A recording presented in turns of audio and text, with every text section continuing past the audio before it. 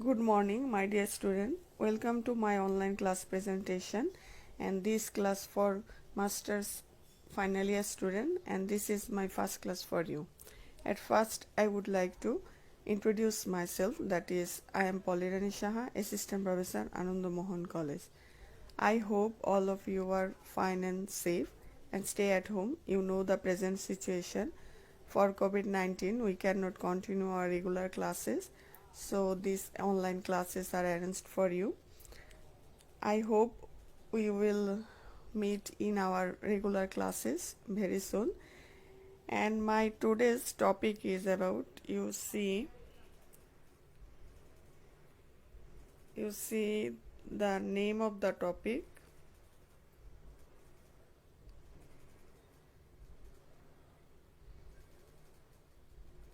that is Shakespeare's Sister by Virginia Woolf.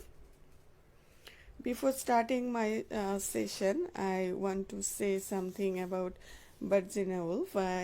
She born on 25 January 1882 in London, England, and died on 28 March 1941. And actually, Virginia Woolf, an eminent writer of 20th century literature, and she is well known for her use of modern techniques in novel writing and her views about the position of women. Her essay, titled A Room of One's Own, and which appeared in 1929, became famous as a piece of modern feminist writing. And the essay in your course, Shakespeare's Sister, is an extract taken from A Room of One's Own, and Virginia Woolf explored the plight of women in society in England during the 15th and 16th centuries uh, through a analysis, and Woolf concerned mainly the discrimination against women in the male-dominated society, such as denial of education to the girl child, violence against women, the need for freedom of expression in women, and the right to human dignity and equality. This is the subject matter of this essay, our today's session.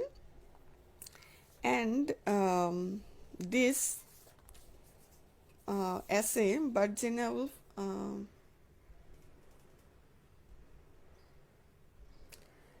before starting my session, I want to say something about the Virginia Woolf. And Virginia Woolf was born in Victorian London in an intellectual, financially comfortable family.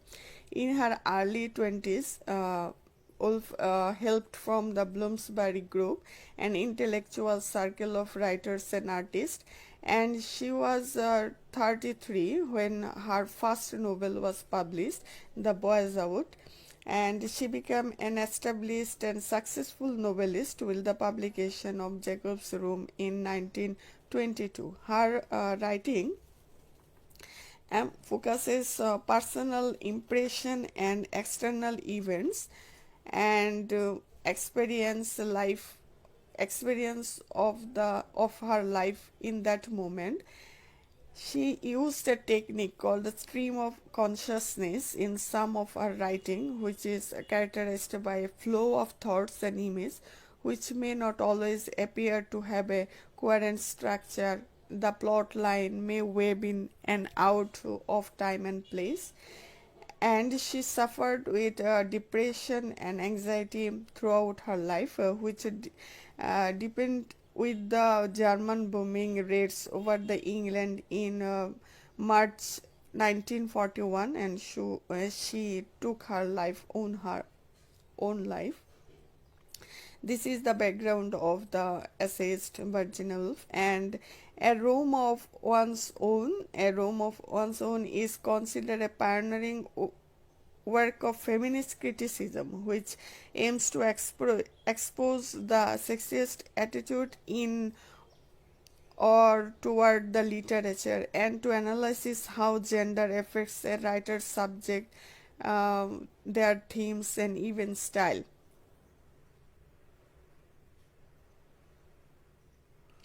And this essay basically discuss the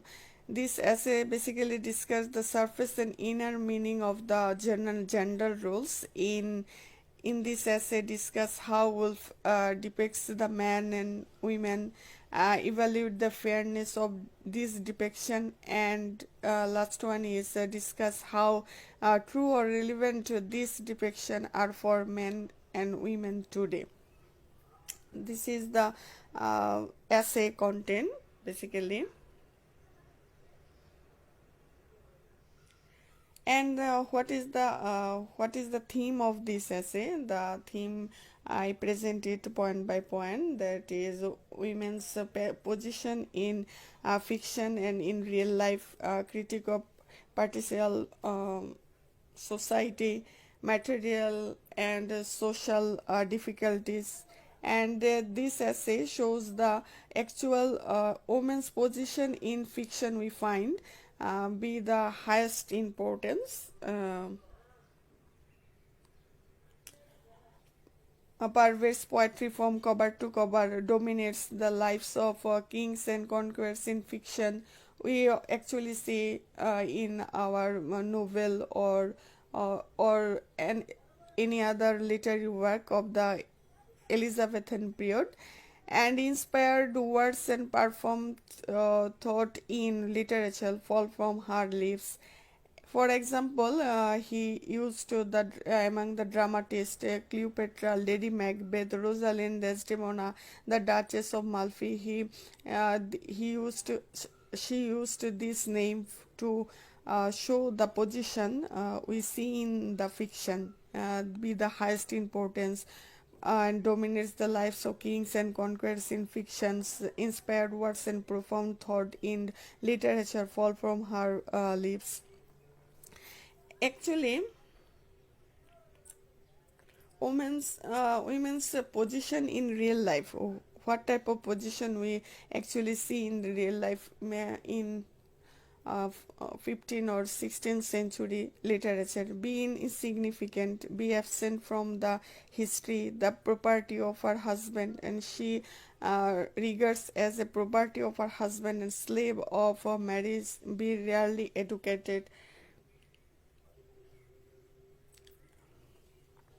For example, year 1470, wife beating was a recognized right of man and was practiced without shame by high or lower class.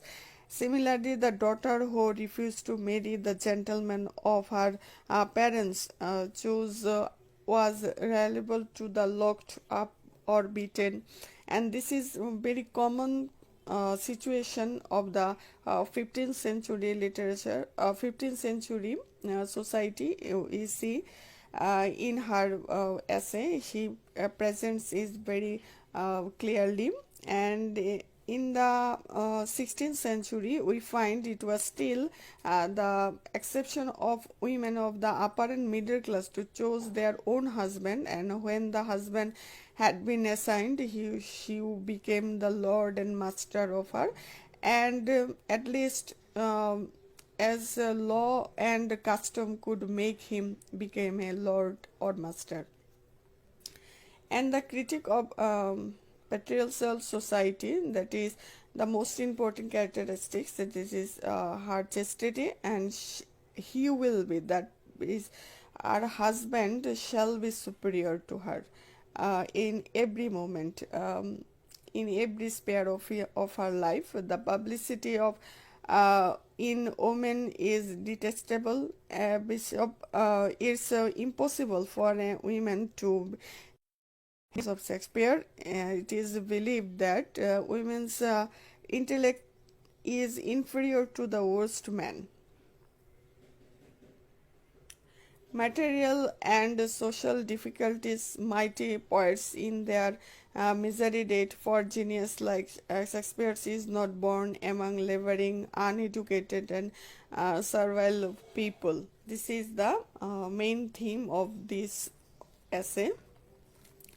I summarize the essay. In 1929, Virginal published a collection of essay called A Room of One's Own, from which this essay was taken. In it, Woolf uncovers forgotten uh, women writers and reveals how gender affects the subject, themes, even style. And she begins this essay by asking questions about the lives of women in the 16th century England, when the Elizabeth was in the throne, and period known as the Elizabethan age. It was also the age of Shakespeare, when men were writing some of the most important plays and poems in the English language. Then she asked, why then where women are not writing poetry.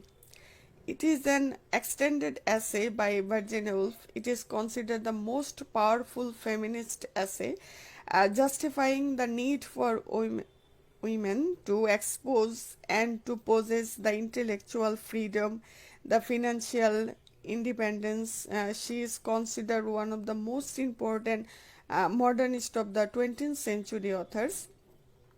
In this essay, Woolf replying to a quote that she once had read, which says, "No woman can be as successful as Shakespeare."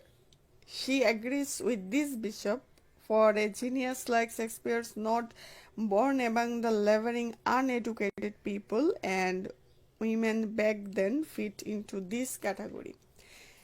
And she said that, and she imagines what would happen had Shakespeare had an equally gifted sister named Judith. She outlines the possible course of Shakespeare, the grammar school, the marriage work of a theatre in London, take meeting theatre people, and so his sister, however, was not able to attend school. In comparison to to his sister, we find that she his sister was not able to attend school. Her family discouraged her from studying on her own. She was married against her will as a teenager and ran away to London. The man at a theatre denied her the chance to work and learn the craft. And this is the reality of a women in the 16th century England. Virginia finds that creating a work of art is extraordinarily difficult, and privacy and money are the most important thing in this world, in generally indifferent whether or not someone writes. For women in the past, this condition were even worse. The privacy of a private room or the vacations was a rarity. Moreover, the world was not only indifferent to female writers but actively opposed to their creativity. And over time, the effect on a budding female writer is very common in our society. She also believes that this male discouragement occurs with the masculine desire to retain the status of superiority. Unfortunately, genius is often the most capable to the opinions of others. She also believes that the mind of the artist must be passionate like Shakespeare's without any obstacles. She argues that the reason we know so little about the Shakespeare's mind is because his work filters out his personal grudges and spites. His absence of personal protest makes his work free, and lacking the historical evidence, she again uses her fictional powers in describing the plight of Shakespeare's sister. She first details all the factors that aided to the Shakespeare's natural genius: his early education, his freedom to leave his wife for London, his ready employment in the theatrical world, his ability to earn money for himself, his opportunities to explore other works of life, his lack of familial responsibility. On comparison to her sister, she is victimized by a number of socio-economic factors: lack of education, discouragement from reading and writing, absence of privacy, lack of employment opportunities in the artistic world, the burden of children. And these beyond psychoeconomic factors in this essay, women writers have the additional obstacles of discouragement and disdain. And this is the condition of this essay. And obstacle, this as Woolf said, that they are the poison to a writer's mind. She starts developing her theory that for a writer to attain the genius like Shakespeare's, there must be no external obstacles, nor can these be personal grudges within the man, uh, within the work, and man could not ever give us a good idea of women's experience, because women's experience too difficult from the men, and Wolf doesn't think that it makes sense to give out gold stars to authors or works of the literature. But if women could be measured publicly the way that men were, they might make more sensation. And this is the main theme, or the summary of this essay.